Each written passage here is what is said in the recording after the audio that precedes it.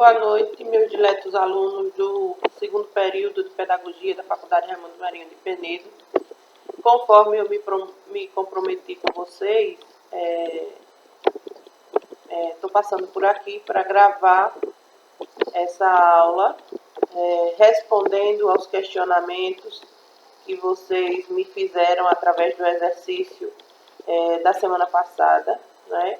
Diante da impossibilidade técnica hoje, porque nós estamos com problema em prestadores de serviço em internet aqui em Penedo, ao menos o que eu utilizo, que é a Prestec, nós estamos impossibilitados de acessar portais que sejam pesados, né, como o da nossa faculdade, de abrir páginas que sejam também pesadas, de fazer teleconferências, né, ou lives, que foi o nosso caso de hoje. Né? Então, eu vou gravar as respostas às indagações de vocês e, quando for possível, nós esperamos que até o nosso próximo encontro, da próxima sexta-feira, nós estejamos com uma internet estável para que possamos fazer, enfim, a live, para que possamos interagir em tempo real. Então, eu vou fazer as respostas às equipes por ordem alfabética, né, conforme vocês me enviaram, e eu começo com a primeira equipe, que é formada por Alvani, Eliane, Maria de Fátima e Gilvan Sátiro. E vocês começaram me perguntando, primeiramente, a respeito de um artigo específico da Constituição de 1937, que é o artigo 130, que trata especificamente de educação. Então, para nós comentarmos esse artigo, nós devemos lembrar vocês que tudo em educação sempre está ligado ao contexto histórico que nós estamos vivenciando em toda e qualquer época, seja ela época remota ou época atual.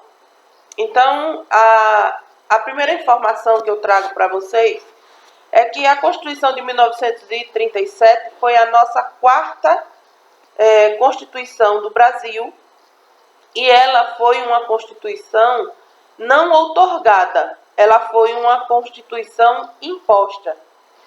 Em 10 de novembro de 1937, o então presidente Getúlio Vargas revogou a Constituição de 1934, dissolveu o Congresso Brasileiro, né, e outorgou, né, ou seja, impôs, outorgou não, perdão, outorgada é quando ela é publicada, né, ela é elaborada por uma Assembleia Nacional Constituinte, e ele impôs, na verdade, a nova Carta Constitucional do Brasil, uma carta que foi baseada, inspirada, né,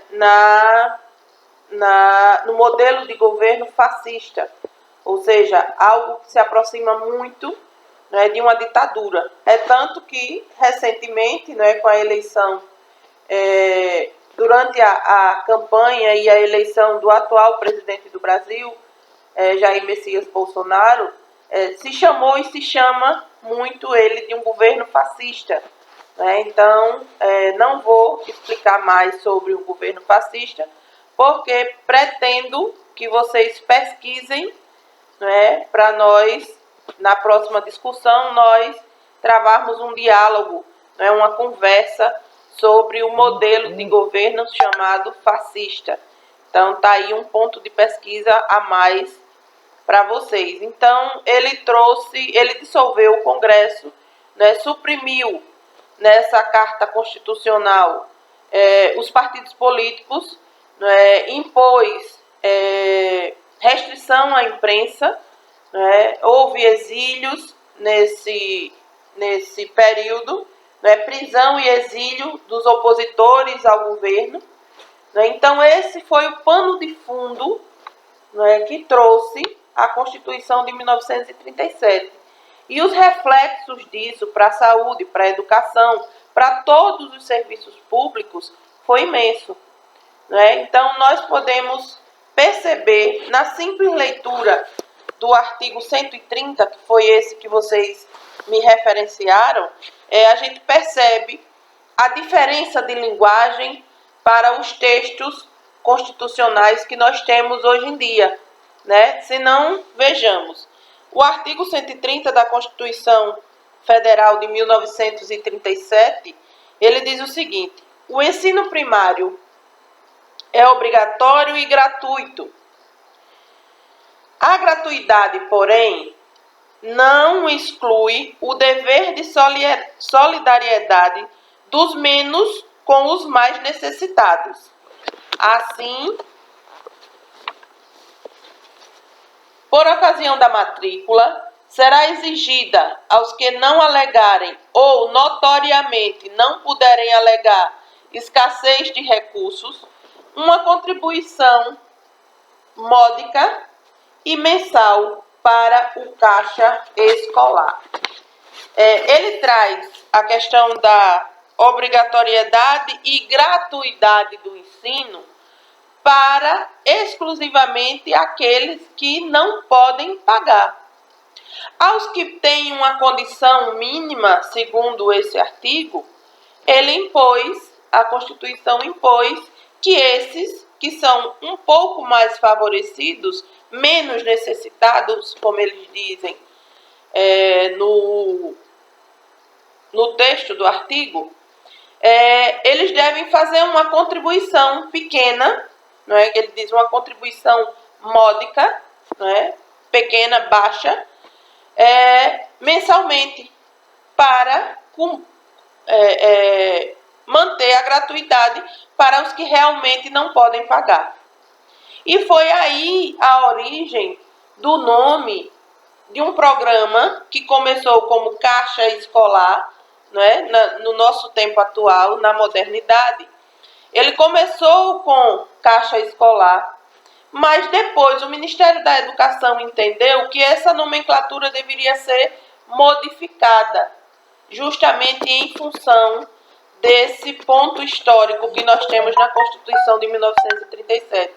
E o programa passou a chamar PDDE, Programa Dinheiro Direto na Escola, não é? Para que não se fizesse referência alguma a esse contexto histórico de que os alunos que tinham uma condiçãozinha a mais tinham que contribuir mensalmente para manter os estudos dos menos favorecidos, certo? Então, é esse mandamento, não é, que traz o artigo 130 da já revogada Constituição de 1937. O segundo questionamento que vocês me fizeram é dos princípios e fins da educação nacional contidos no artigo 2º e 3º da LDB. O ensino será ministrado com base em quais princípios? E eu respondo para vocês que, como vocês citaram aqui os artigos da Constituição, todos esses artigos, todos esses princípios.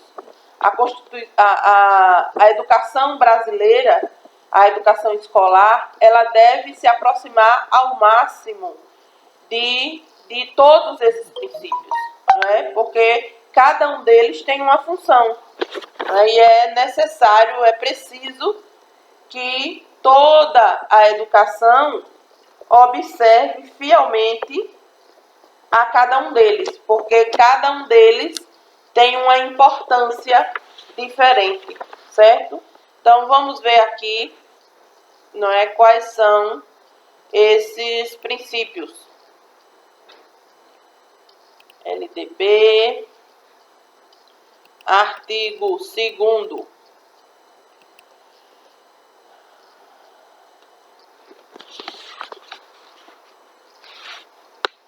Artigo 2º.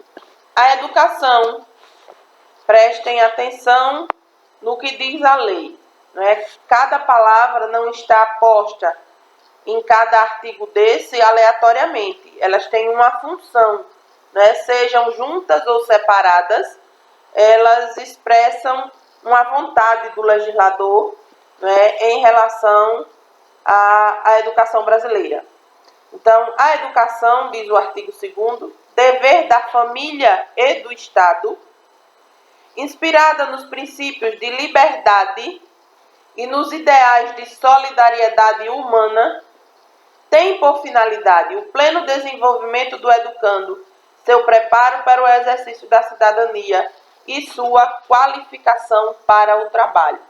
Então, esses dois princípios trazidos pelo artigo 2º da LDB, eles são os princípios macros, que devem ser observados em toda e qualquer tipo de educação no Brasil, seja ela pública, seja ela privada, porque eles são princípios elementares.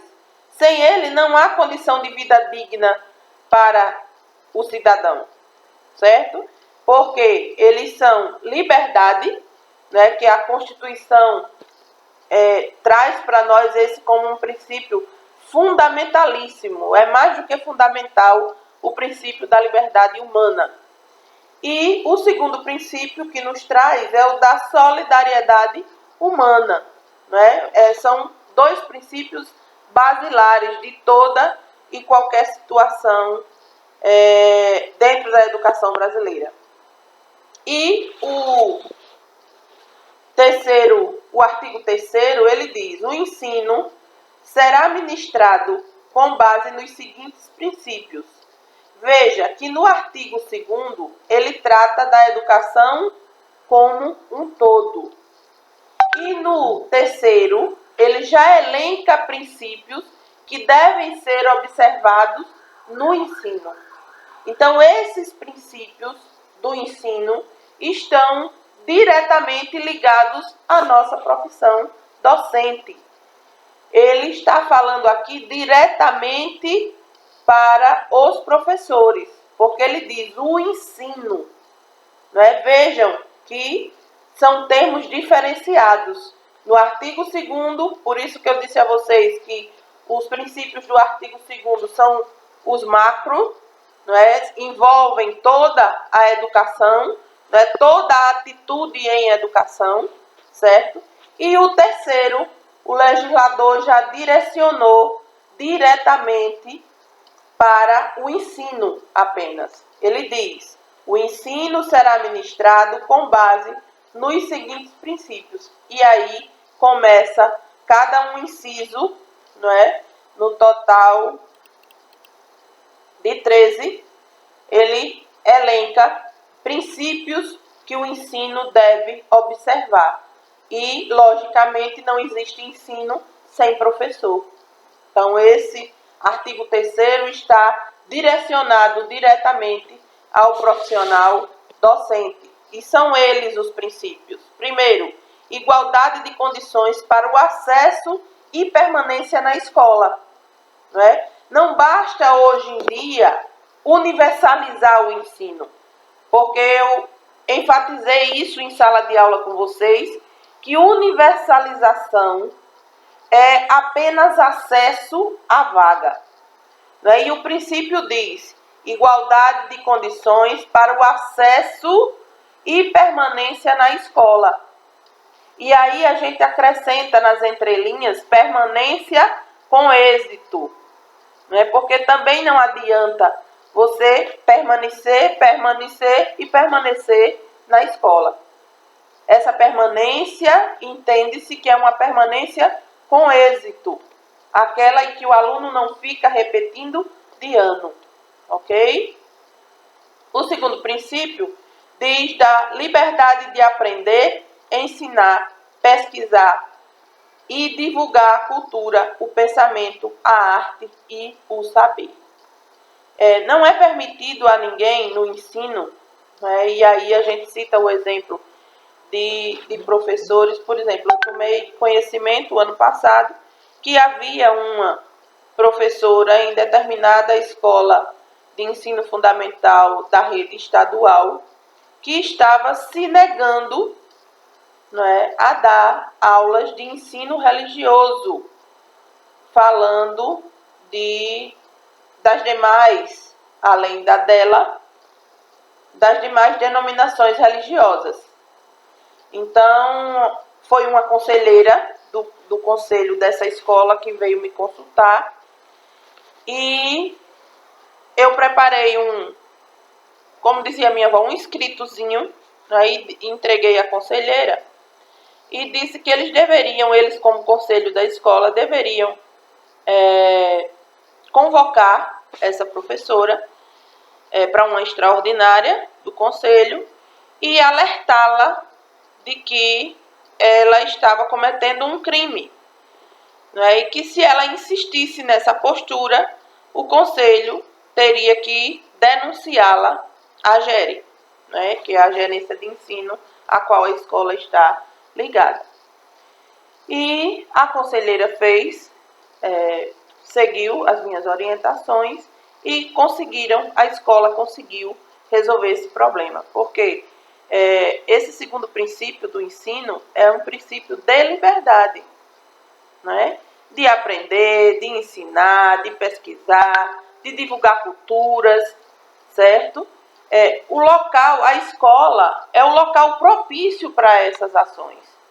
Não há que ter vedação de nenhuma ordem, não é, na escola, principalmente partindo do professor, certo? Então, isso é o conteúdo desse segundo princípio do ensino. O terceiro fala de pluralismo de ideias e de concepções pedagógicas, ou seja, o professor não precisa amarrar-se apenas a uma concepção pedagógica, mas ele pode utilizar de tantas quantas sejam necessárias para que ele promova o êxito do processo de ensino-aprendizagem, ou seja, que ele consiga alcançar a meta de que os alunos dele tenham êxito na aprendizagem. Então, não é obrigado, nenhum professor, a escola também não pode impor isso ao professor, de que ele use apenas uma concepção pedagógica, se ligue apenas a um tipo de estratégia didática ligada a uma concepção pedagógica única, porque o princípio aqui é de pluralidade. O quarto princípio fala-nos a respeito, mais uma vez, de liberdade. Respeito à liberdade e apreço à tolerância. Esse princípio está diretamente ligado aos casos de violência, de bullying, de toda espécie de violência dentro do ambiente escolar. E ele prega o respeito à liberdade e o apreço à tolerância, porque só assim a gente consegue superar esse tipo de problema. O quinto princípio fala de coexistência de instituições públicas e privadas no ensino, né? Nós temos plena liberdade no Brasil de um ensino ser ministrado tanto por instituições públicas em todos os níveis, quanto das instituições também privadas, tem livre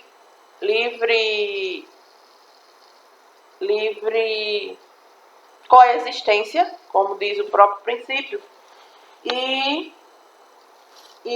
convive harmoniosamente, desde que tanto um quanto o outro cumpra a legislação em educação que nós temos no país. O sexto diz respeito à gratuidade do ensino público em estabelecimentos oficiais. Vedado, entenda-se vedado, qualquer cobrança para se ministrar o ensino público, seja ele de qualquer rede, certo? Tanto federal, quanto estadual, quanto municipal. O ensino, diz a Constituição e a LDB, público é gratuito. O sétimo fala da valorização do profissional da educação escolar. Essa é uma luta de séculos, né? Essa luta por valorização, ela foi fortalecida em 2008 com a implantação do Piso Nacional do Magistério, né? E ela tem se fortalecido cada vez mais, mas é uma luta árdua e é uma luta diária essa para a valorização de todos os profissionais, não só do profissional docente, mas de todos os profissionais que fazem a escola. O 8º fala de gestão democrática do ensino público na forma desta lei e da legislação dos sistemas de ensino.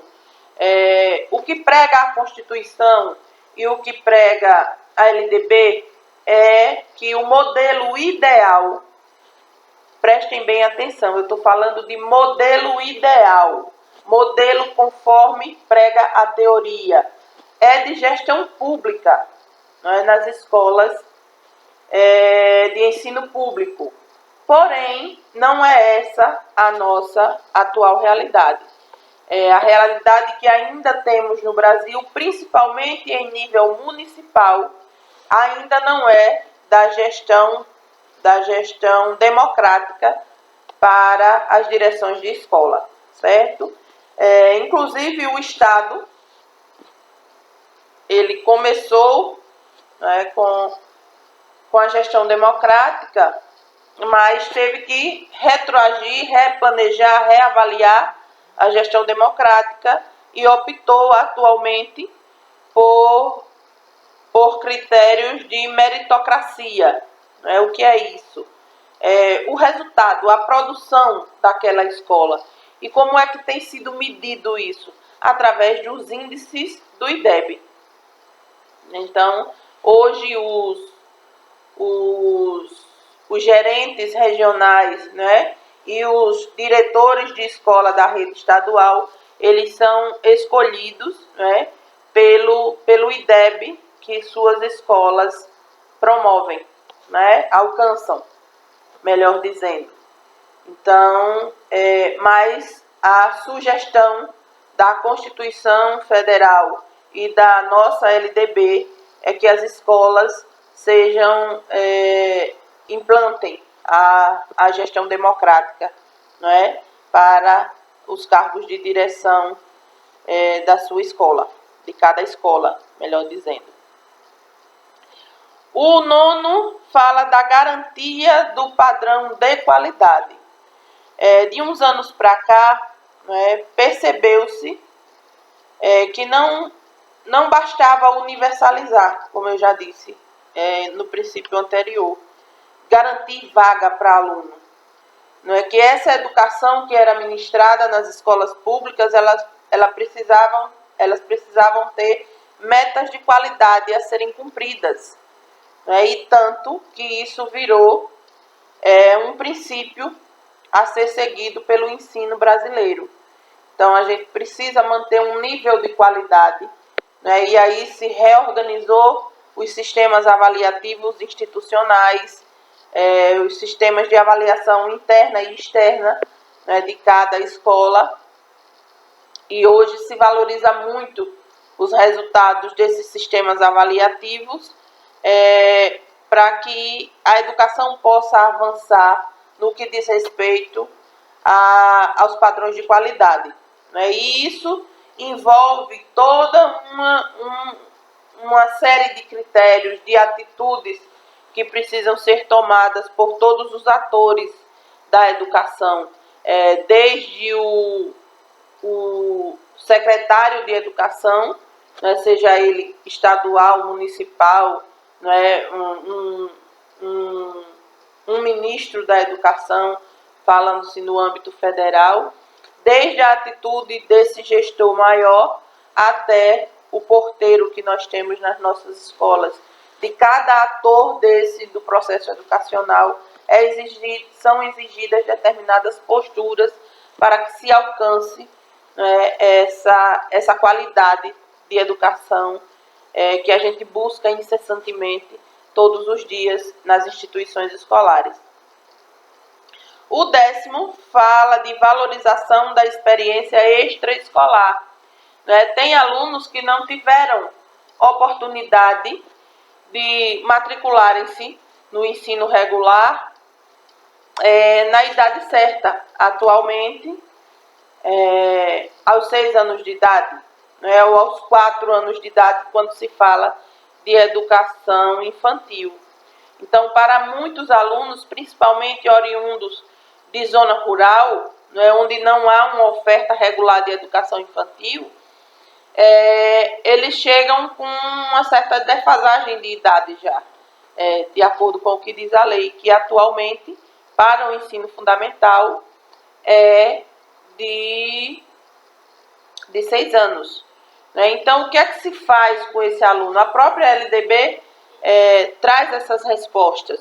Né? Se faz uma avaliação com esse aluno, né, ao ser matriculado, e se o professor, por exemplo, o aluno chegou e foi matriculado no primeiro ano do ensino fundamental, mas se o professor percebe no primeiro mês de ensino de que ele tem competências e habilidades para estar no segundo ano, então vai ser feita uma junta, né, escolar, e vai ser feita uma prova de proficiência desses conhecimentos, né, e o aluno vai avançar. Né, há todo um processo administrativo que é feito para que ele progrida. Então, aproveitando, né, como diz esse princípio, o 10º princípio, valorizando a experiência extraescolar que o aluno trouxe na sua bagagem, certo? O 11º fala de vinculação entre a educação escolar, o trabalho e as práticas sociais. Porque lá no primeiro artigo da LDB, nós falamos numa formação integral do indivíduo. Né? Houve um tempo no país que formava-se para o trabalho, né? Mas, graças a Deus, os estudiosos conseguiram provar que para você conviver num Estado democrático de direito, como é o nosso no Brasil, você não pode formar só para o trabalho. Você precisa formar cidadãos críticos, né, que sejam capazes de atuar sobre a sua realidade social, e para isso ele precisa de algumas capacidades e habilidades que devem ser fornecidas na formação escolar. Então, isso é o que prega, o que garante o princípio, o 11º princípio que o ensino deve seguir segundo a nossa LDB. O 12º fala de consideração com a diversidade étnico-racial. E esse princípio foi inserido na nossa LDB recentemente, podemos dizer assim, não é? Porque ele foi incluído no ano de 2013. Né? Uma vitória aí de alguns grupos sociais organizados da sociedade civil, que conseguiu trazer esse pleito, né, como um princípio de ensino dentro da nossa LDB. Né? Então, consideração com a diversidade étnico-racial. Né? Não importa se é indígena, não importa se é quilombola, não importa se é negro, todos devem ter garantia de acesso e permanência com êxito na educação escolar, né, no seu processo de ensino-aprendizagem. E, finalmente, o 13º fala da garantia do direito à educação e à aprendizagem ao longo da vida. Né? Todo mundo tem direito, não importa a idade, não há vedação para você estar estudando, estar aprendendo na educação pública e gratuita do Brasil. Então, foi preciso, esse princípio veio muito recentemente, né, para para a nossa LDB, ele é de 2018, certo? E porque estavam havendo preconceitos, né, com pessoas. Hoje em dia há uma certa facilidade de acesso ao estudo, né, coisa que não se podia pensar 3 décadas atrás. Era ainda muito difícil o acesso, né? O processo de universalização do ensino em qualquer âmbito no Brasil, ele é recente, né? Ele não é antigo. Então, as pessoas estavam e as instituições estavam querendo criar barreiras, né, para que as pessoas de mais idade frequentassem os estudos.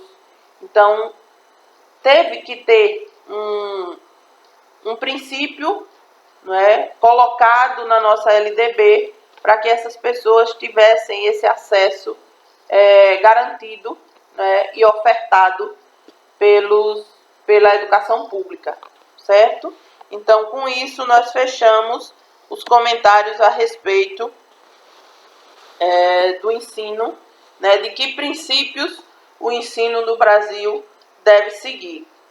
E a terceira o terceiro e último questionamento dessa equipe diz assim: o que diz o Estatuto da Criança e do Adolescente, o ECA, criado pela Lei 8.069 de julho de 90, a escola como uma continuação da educação, e qual o papel da família para o desenvolvimento do indivíduo? Né? Essa questão aqui, ela não ficou muito clara a vocês no momento da elaboração, o que é normal, né? Porque nós estamos começando a treinar vocês nessas questões de elaboração. Agora, esse foi o nosso primeiro exercício nesse sentido, e acredito que de uma forma geral nesse semestre vocês só tenham feito esse exercício nesse sentido de elaboração de questões, né, de perguntas subjetivas, né, em sua grande maioria, não são objetivas fechadas de marca X, né, para uma discussão.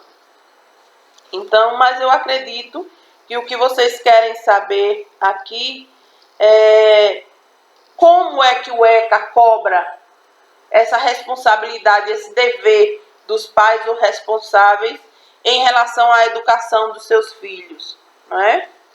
E o ECA veio fazer o papel de cobrar realmente de forma legal, né, sob pena dos pais serem responsabilizados legalmente, né, com algumas penalidades, né, se eles não matricularem seus filhos na idade certa, né, se eles não acompanharem o desempenho dessas crianças na escola. Inclusive, outra recente modificação diz respeito à obrigação da escola ter que informar aos pais quando os alunos atingirem 30% do percentual que lhe é permitido faltar.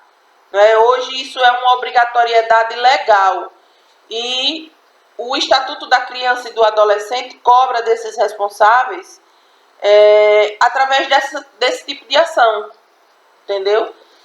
Aí vocês vão me perguntar: professora, e na prática funciona assim? Não, não funciona. Eu não posso esconder essa realidade de vocês, até porque muitos de vocês já estão na lida cotidiana de escolas e sabem que a realidade é muito diferente do que está previsto em lei. Mas a ajuda, né,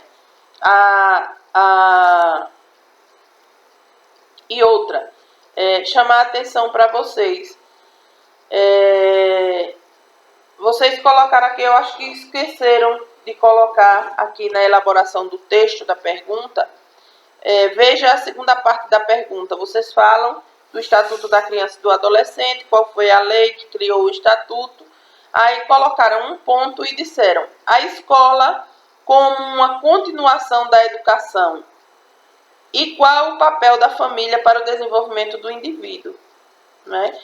Lembrem que a primeira educação que eles recebem é na célula familiar, não é? Então, a responsabilidade da família com a educação dos indivíduos é total e completa. Ela não pode se esquivar de nada nesse sentido. Não é permitido aos pais irresponsáveis abrir mão de responsabilidade. Não há essa opção para eles, certo? E o Estatuto da Criança e do Adolescente só veio a complementar, não é?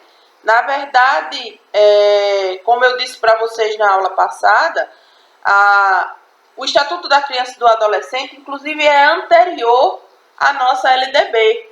Então, muitas coisas, né, os estudiosos que fizeram o projeto da LDB, eles já pegaram do Estatuto da Criança e do Adolescente, porque há 6 anos de diferença entre uma lei e outra. O Estatuto da Criança e do Adolescente veio primeiro, até mesmo primeiro que a nossa LDB, ok? E assim nós fechamos essa primeira equipe. E agora nós vamos para a segunda equipe, que é a equipe formada por Ângela, Arlene, Claudenice, Maria Alice, Marquidélia e Poliana. Então, vocês começaram me perguntando o seguinte: o Conselho Tutelar pode atuar em um caso, mesmo que não haja denúncia? E aí, eu vou colocar para vocês, vou devolver essa resposta para vocês na forma também de uma pergunta, né? Vamos ao exemplo. Digamos que eu seja uma conselheira tutelar e que eu atue em uma escola da rede, não importa a rede, pode ser pública, privada, né, pública municipal, pública estadual, não importa. E eu tomo conhecimento, através do meu trabalho mesmo, de que uma criança está sendo maltratada. Ou outro exemplo, que um pai matriculou, a criança estudou nessa escola que eu trabalho no ano anterior, e o pai já é mês de abril e nenhum responsável, pai, mãe ou qualquer outro responsável, veio renovar a matrícula da criança. Qual é o pressuposto? Que essa criança está fora da sala de aula. Então, entendo eu que não há óbice algum a que eu, como conselheira tutelar, atue em qualquer desses dois casos. Ao contrário, é uma obrigação minha, como conselheiro, assim como é dos diretores de instituição de ensino, dos professores dessas instituições, assim como as instituições em saúde também, em tendo conhecimento de fato que viole direito de criança e do adolescente, fazer a denúncia. Né? Então, a denúncia seria feita pelo próprio conselheiro. Né? Ele mesmo atuaria no caso, né? E ele mesmo lavraria o termo de denúncia. Então, eu não vejo, é claro que nesses casos tem que se verificar o caso concreto para poder se dar uma resposta a uma pergunta como essa. Mas, de maneira geral, usando esses exemplos que eu dei a vocês, não vejo óbice a que o conselheiro atue na ausência de denúncia de terceiro, ok? A segunda indagação, vocês dizem assim: segundo o MEC, o que mudou em relação à série e idade de cada criança com o novo ensino fundamental para 9 anos? É uma pergunta específica dentro dessa grande modificação que nós tivemos no país em relação ao ensino fundamental, que passou a ter mais um ano, né? E aí várias mudanças ocorreram nessa seara do ensino fundamental a partir de 2005, porque foi em 2005 que o Conselho Nacional, a Câmara de Educação Básica do Conselho Nacional de Educação, publicou a resolução de número 3, né, de 2005, com as normas, definindo as normas para ampliação do nosso ensino fundamental, que tinha uma nomenclatura de séries, né, e passou a ter anos e mais um ano, o acréscimo de mais um ano. Antes a criança e o adolescente ele cumpria o ensino fundamental em 8 anos, né? Eram 8 séries. E nós passamos para 9 anos de ensino fundamental. E as idades também foram modificadas. Nós tivemos aí a supressão de um ano, que chamava-se de alfabetização, né? A criança fazia a educação infantil, né? E passava para um ano de alfabetização, que era uma série intermediária entre a saída da criança da educação infantil em preparação para entrar no ensino fundamental. Então, esse ano de transição ele foi suprimido nessa mudança da expansão do ensino fundamental para 9 anos, né? E aí as faixas etárias foram modificadas. E nós tivemos, posteriormente, no ano seguinte, a resolução do Conselho Nacional de Educação, nós tivemos a Lei 11.274, de fevereiro de 2006, que trouxe a implementação do ensino fundamental em 9 anos. E aí nós passamos a ter educação infantil em creche, dividida em creche e pré-escola. E os alunos de creche vão do 0 aos 3 anos, né? E a pré-escola também, segunda parte da educação infantil, para os alunos com 4 e 5 anos de idade, né? E o nosso ensino fundamental de 9 anos, ele foi dividido em anos iniciais e anos finais. Os anos iniciais, o aluno entra com 6 anos e sai dos anos iniciais com 10, não é? E os anos finais, eles começam com os alunos na faixa etária de 11 até 14 anos. Essas foram as grandes modificações em relação às faixas etárias no novo ensino fundamental em 9 anos que nós temos no Brasil atualmente. A terceira indagação de vocês fala de projeto político-pedagógico, né? É um documento que apresenta a proposta educacional de uma escola e que, portanto, norteia as ações de toda a comunidade, pais, alunos, professores, gestores e colaboradores. Neles são definidas as estratégias e a intencionalidade da escola. A respeito do PPP, existe um tempo de validade para este documento? Há alguém ou algum órgão que fiscalize e cobre a sua construção? Na verdade, até mais ou menos 2 décadas atrás, nós falávamos em validade do projeto político-pedagógico.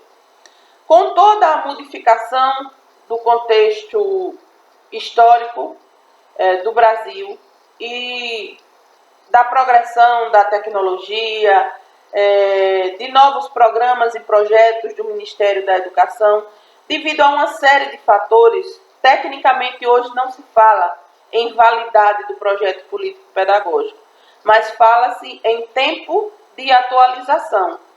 E o que se sugere a nível nacional é que o projeto político-pedagógico da escola não deve ultrapassar um período de atualização de mais de 2 anos. Deve-se, pelo menos, no mínimo, a cada 2 anos, estar atualizando os projetos pedagógicos de cada escola. E aí vocês me perguntam, professora, e isso acontece? Não, e eu respondo a vocês, não acontece. Eu tenho conhecimento que há escolas de redes públicas que estão com seus projetos políticos pedagógicos desatualizados desde 2012. Então, lá se vão 4 vezes o prazo que se recomenda para atualização desse tão importante documento. Realmente é o documento que fala da identidade da escola, num todo, tanto na parte da estrutura física, quanto da concepção pedagógica dos profissionais que ali estão. Ele norteia e disciplina todo o trabalho que é exercido dentro da escola nos diversos setores, não só o fazer docente, mas todas as atividades que são exercidas dentro da escola devem se nortear por seu projeto político-pedagógico. Então, respondendo a vocês, a gente não trata mais tecnicamente como pedagogos, como cientistas da educação. Não é correto nos referirmos à validade de projeto político-pedagógico, mas em prazo de atualização, que é sugerido de que não ultrapasse os 2 anos. Porque em 2 anos muitas coisas se modificam, tanto nas gestões municipais quanto nas gestões estaduais e até mesmo do governo federal. Nós temos aí no Brasil, a cada 4 anos, nós temos uma renovação de governo no Brasil. E até mesmo quando os presidentes eles se reelegem, há mudanças internas no país em diversas áreas, e principalmente educação, saúde, assistência, trabalho, que são áreas importantes do dia a dia do cidadão brasileiro, certo? E quanto aos órgãos responsáveis por cobrar, digamos assim, das escolas essas atualizações, no âmbito estadual, cabe à Secretaria Estadual de Educação, através das suas gerências regionais de ensino, a organização para essa atualização, para promover essa atualização dos projetos políticos pedagógicos de suas escolas. No âmbito estadual da GERE, nós temos um setor de supervisão escolar, e a esse setor cabe essa tarefa de estar verificando a atualização dos projetos políticos pedagógicos. E em âmbito municipal, as secretarias municipais de educação, através dos seus setores, ou às vezes acontece no setor de inspeção e outras vezes no setor também de supervisão, das escolas do município, ok? E vocês haviam me pedido autorização para fazer mais um questionamento, e eu permiti, porque se é dúvida, vocês não podem guardar dúvidas, precisam colocar para fora, e uma a mais eu não achei que excedesse ao número que foi pedido de 3. Vocês falam sobre a Base Nacional Comum Curricular, a famosa BNCC. Foi aprovada em dezembro de 2017, sim, pela portaria número 2,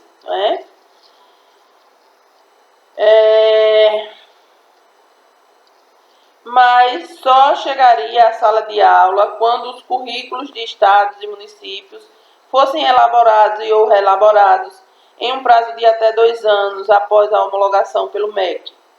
E os projetos políticos pedagógicos devidamente atualizados. Tivemos um longo caminho, mas porque chegamos em 2020 com a boa parte de profissionais da educação, professores em especial, sem conhecer o que é a BNCC. E eu respondo para vocês, aqui vocês equivocaram também um pouquinho, porque a lei não diz que só seria implementada, não é, se os projetos estivessem todos em dias atualizados e tudo mais. Né? Até porque eles não seriam loucos colocar isso numa normativa. Foi previsto que a implementação seria agora no início de 2020, né, como já está em vigor.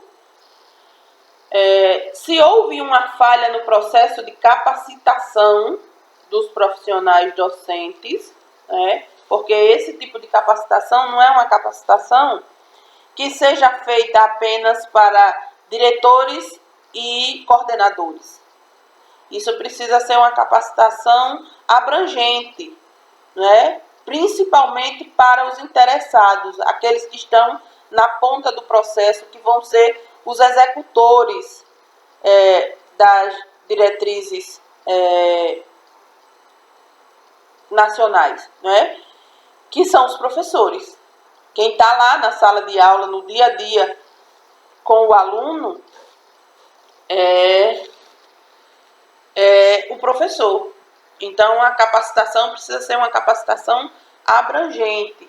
O que eu tive notícia, né, do ano passado para cá, foram de breves momentos, né, em semanas pedagógicas, né, por aí afora, tanto na rede estadual quanto na rede municipal, mas nada que trouxesse uma eficácia para esse conhecimento dos professores. Realmente, se você reúne um grupo de professores de qualquer área, né, em qualquer das redes também, incluindo as particulares, né, e você começar a explanar sobre a Base Nacional Comum Curricular, a famosa BNCC, muitos deles vão achar que você está falando grego.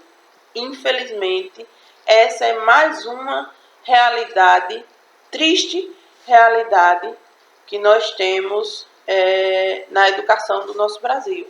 Mas é uma realidade, certo? Então, respondendo à pergunta, houve falha nesse momento na questão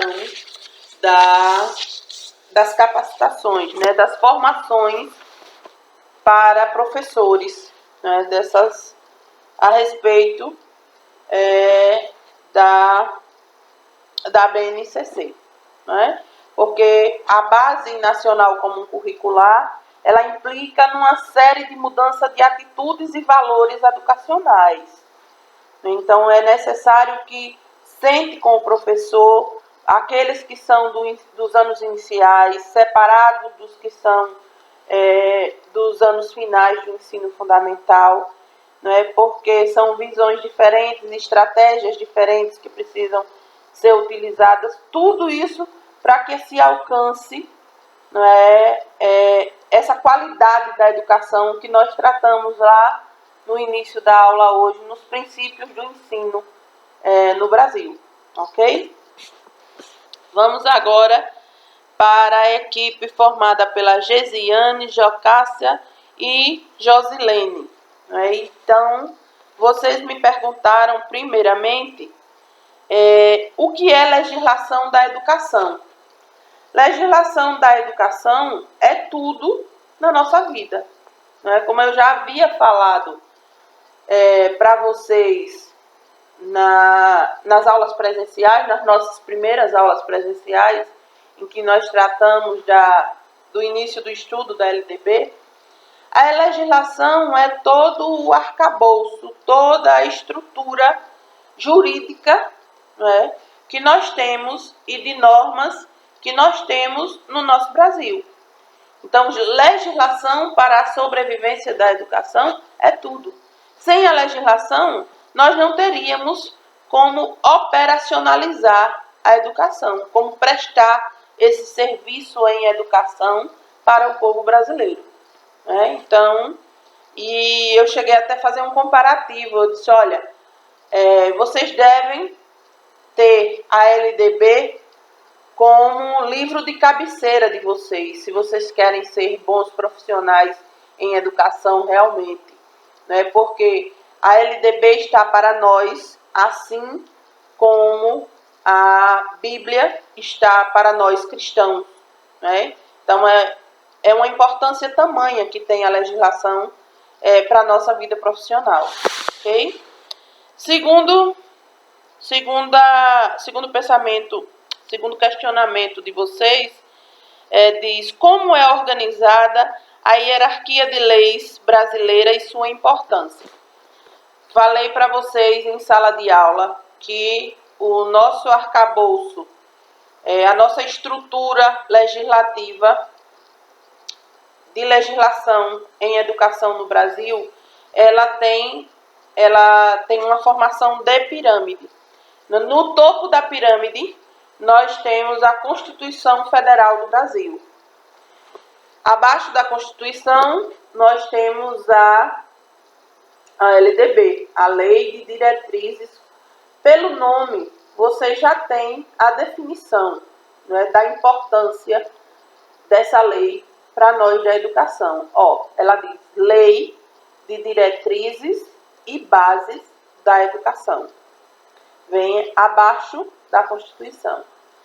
No terceiro degrau, aqui embaixo, nós temos as chamadas leis ordinárias, aquelas que complementam as leis maiores. Porque o que é que acontece? Nessa hierarquia, a Constituição traz os direitos maiores, mas esses direitos, para funcionar na prática, eles precisam ser regulamentados. Quem começa a fazer essa regulamentação? A lei que vem abaixo, que é a LDB. Depois, a LDB ainda tem alguns artigos que precisa ser dito como eles serão feitos na prática. E isso é feito pelas chamadas leis ordinárias, né? Tipo, Estatuto da Criança e do Adolescente, né? Estatuto da Pessoa com Deficiência, né? Essas são as chamadas leis ordinárias. E abaixo dessas, no último degrau, nós temos as normatizações, né? Que são os documentos oriundos do Ministério da Educação, das secretarias estaduais e municipais, do próprio Conselho Nacional de Educação, que está no mesmo patamar do Ministério da Educação. Algumas atitudes, portarias, resoluções que são vindas do Ministério, na verdade, elas têm origem no Conselho Nacional de Educação e tornam-se normatizações educacionais através do Ministério da Educação, da homologação pelo Ministério da Educação, certo? Então, essa é a hierarquia da legislação educacional que nós temos no Brasil.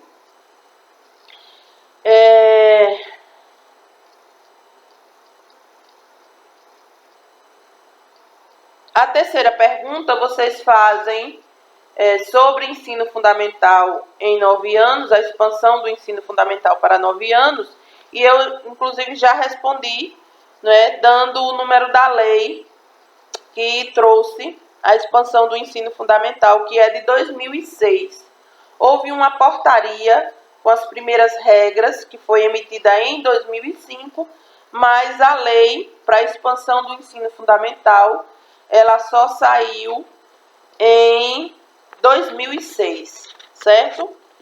E a quarta e última indagação que vocês fazem, o que diz a Constituição Federal em seus artigos com relação à educação da criança ser dever dos estados e da família, né? Na verdade, aí a gente tem uma ordem inversa, porque a obrigação, o dever primeiro é da família. Cabe à família da criança matriculá-la, né?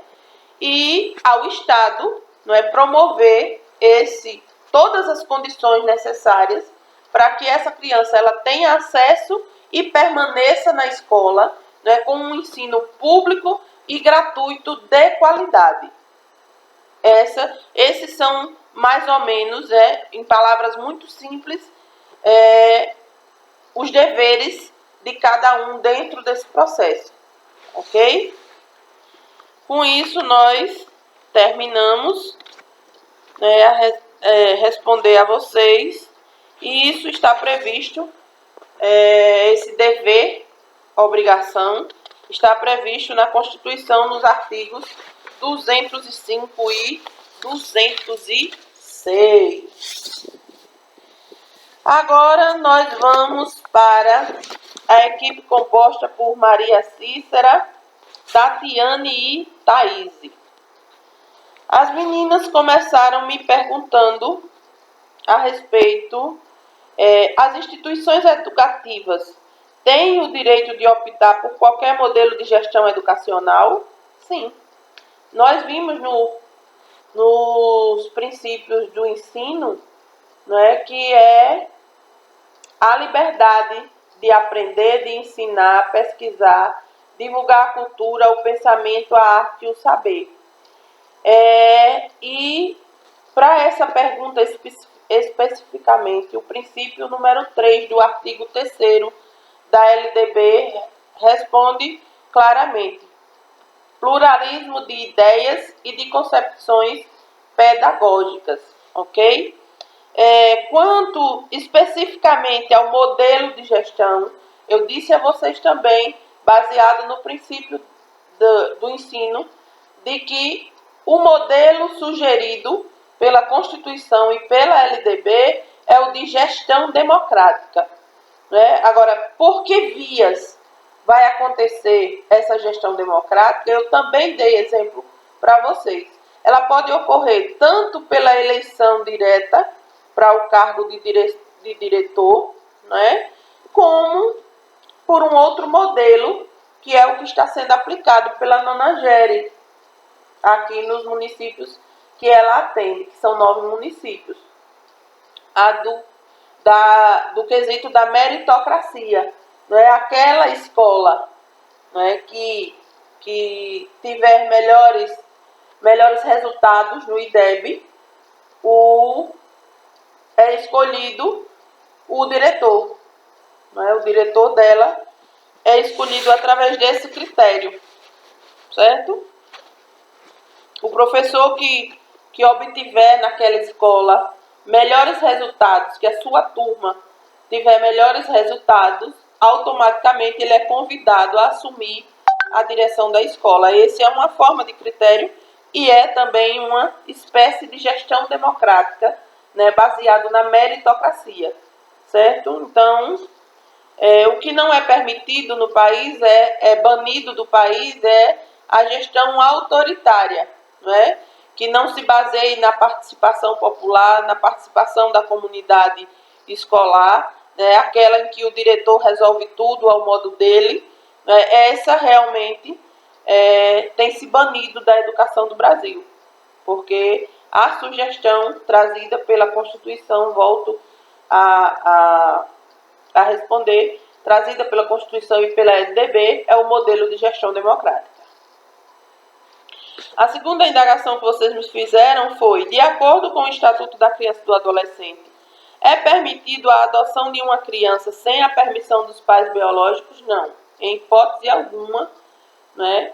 Primeiro que a adoção, os pais estando vivos, né, adoção é medida de exceção, né? Como diz o artigo 1º, vocês vão encontrar no Estatuto da Criança e do Adolescente, vocês vão encontrar todo o procedimento de adoção, não é? Dos artigos 39 ao 52D. Então, vocês encontram nesses artigos aí tudo que é preciso saber a respeito do processo de adoção. E o parágrafo 1º desse artigo 39, ele diz o seguinte: a adoção é medida excepcional e irrevogável. Quer dizer, uma vez feita a adoção, não há como voltar atrás por nenhuma das partes. Ela é medida excepcional e irrevogável, a qual se deve recorrer apenas quando esgotados os recursos de manutenção da criança ou adolescente na família natural ou extensa, na forma do parágrafo único do artigo 25 desta lei. Então, pela simples leitura desse parágrafo do artigo 39, já se percebe, né, que não há possibilidade nenhuma de ocorrer uma adoção de qualquer tipo sem o conhecimento dos pais biológicos, ok? A terceira pergunta que vocês me fizeram foi: um conselheiro tutelar pode acumular a função de conselheiro no Conselho Municipal dos Direitos da Criança e do Adolescente?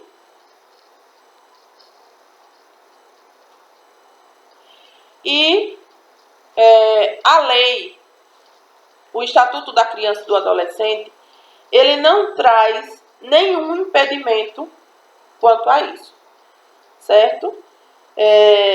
Vou me usar como exemplo novamente para a gente tentar ilustrar essa situação. Eu sou servidora pública do município de Penedo. Eu entrei no primeiro concurso do município de Penedo, que foi o de 1998, né? Então eu sou servidora concursada da área de educação. Digamos que eu fui indicada pela secretária de Educação para fazer parte do Conselho dos Direitos da Criança e do Adolescente do município de Penedo. Digamos que ainda nesse meu mandato no Conselho, eu consegui me eleger conselheira tutelar. A lei não faz nenhuma vedação, não diz que eu tenho que abrir mão lá do Conselho, porque elas não têm, o Conselho Municipal, ele não tem nenhuma atribuição incompatível com a função de conselheiro tutelar. Ao contrário, né? Ele colabora em tudo com as funções de conselheiro que o próprio ECA diz quais são, ok? Os únicos impedimentos pelo Estatuto da Criança e do Adolescente, vocês encontram no artigo 140 e no seu parágrafo único, certo? Que ele diz assim, deixa eu ver se eu copiei aqui, tá? Não, mas vamos ver aqui para eu ler para vocês o que é que diz o artigo 140 do Estatuto da Criança e do Adolescente.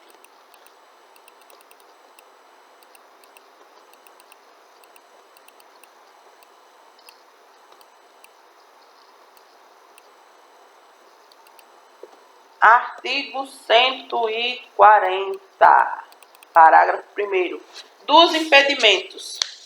São impedidos de servir no mesmo conselho marido e mulher, ascendentes e descendentes, sogros, genros ou nora, irmãos, cunhados, durante o cunhadio, né? Se for ex-cunhado, pode, tio e sobrinho, padrasto ou madrasta e enteado. Parágrafo único. Estende-se o impedimento do conselheiro, na forma deste artigo, em relação à autoridade judiciária e ao representante do Ministério Público com atuação na Justiça da Infância e da Juventude, em exercício na comarca, foro regional ou distrital. Apenas esses são os impedimentos para o conselheiro tutelar. Vejam que a lei não traz nenhuma vedação ao exercício de cargos, certo? Então, pelo Estatuto da Criança e do Adolescente, que foi como vocês me perguntaram aqui, não há nenhum tipo de impedimento para as duas funções, certo? E chegamos finalmente à última equipe, que é a equipe formada por Rosiane, Maria Gilvânia e Ana Lúcia. E aí vocês me perguntaram, de acordo com o ECA, qual a finalidade do Conselho Tutelar? E eu trago vocês atribuições do Conselho. Vocês acham no artigo 136 até o 137.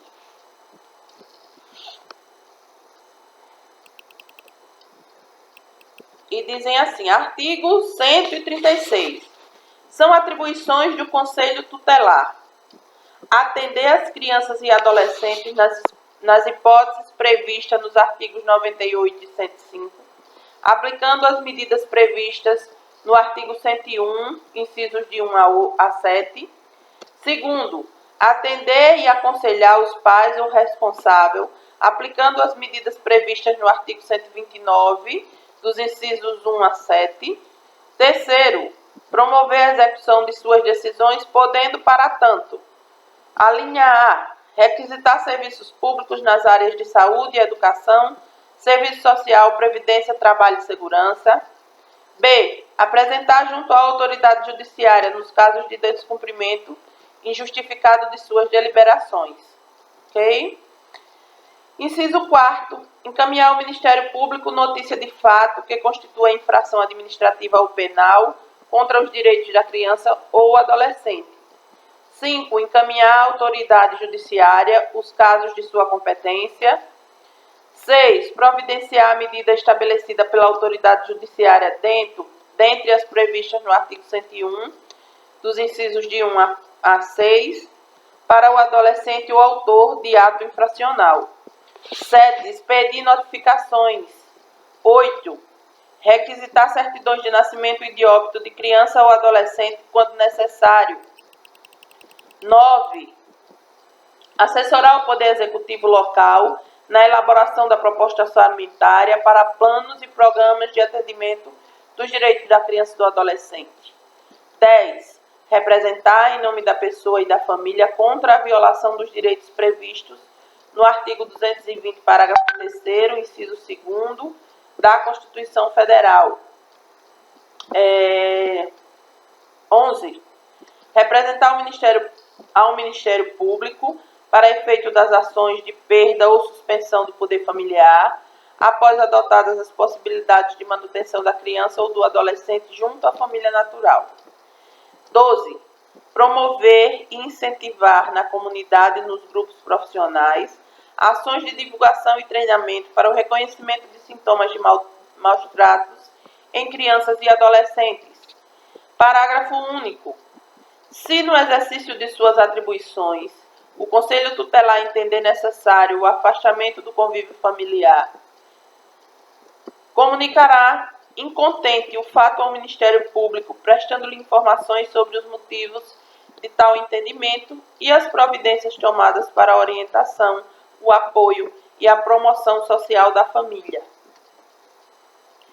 Artigo 137. As decisões do Conselho Tutelar somente poderão ser revistas pela autoridade judiciária a pedido de quem tenha legítimo interesse.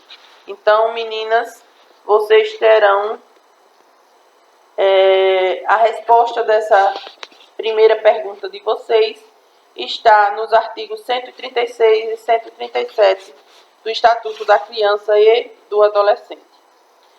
Segundo a indagação de vocês, a lei é um avanço na defesa dos direitos da criança e do adolescente, mas torná-la válida impõe desafios que esbarram nas dificuldades em mobilizar os gestores públicos para adotarem a medida em seus sistemas de ensino. Cite alguns desses desafios e suas soluções. A semana passada, junto com o exercício, eu disponibilizei para vocês um texto que fala justamente dessas dificuldades diárias, né, em se dar eficácia. Não é validade aqui, o termo foi utilizado equivocadamente. A lei está válida desde que ela foi publicada, continua em vigor.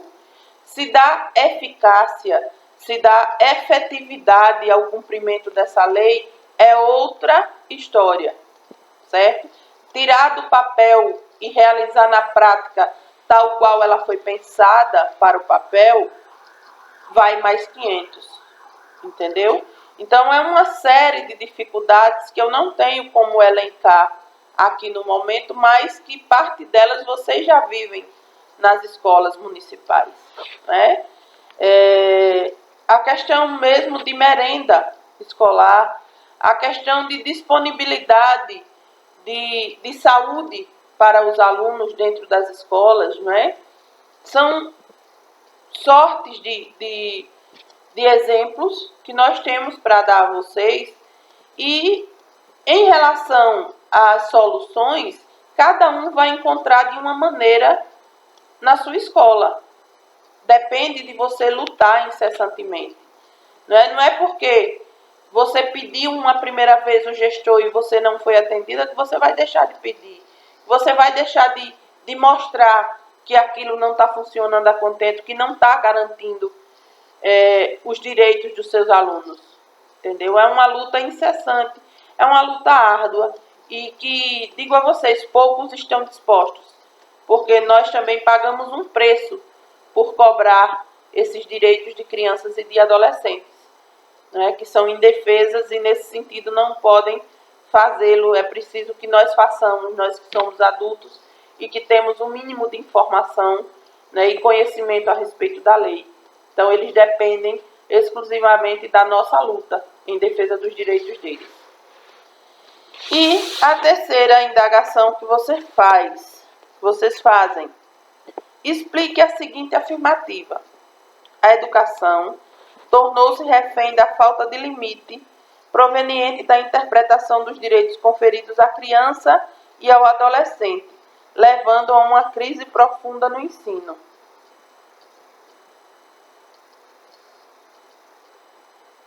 Exatamente.